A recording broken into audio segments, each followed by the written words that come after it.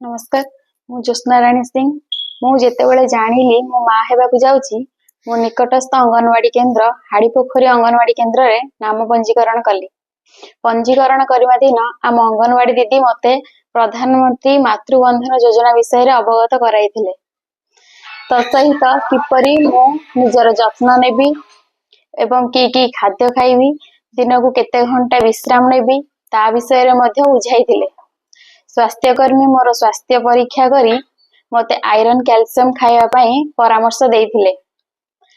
प्रधानमंत्री मातृबंधन योजना पई आवश्यक डॉक्यूमेंट्स तथा जननी सुरक्षा कार्ड रो प्रथम पेज रो जेरॉक्स, परिशिष्ट ख फॉर्म, फोटो दुईटी, बैंक पासबुक रो जेरॉक्स, राशन कार्ड रो जेरॉक्स एवं आधार कार्ड रो जेरॉक्स मो अंगनवाड़ी दीदी को प्रदान करली।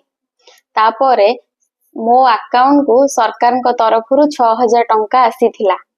सेही टंका विनियोग रे मो गर्भरे थिबा शिशु एवं मो निज पई आवश्यक सुषम खाद्य खाउची। सेथि पई मु सरकार को बहुत बहुत धन्यवाद जणाउची। नमस्कार।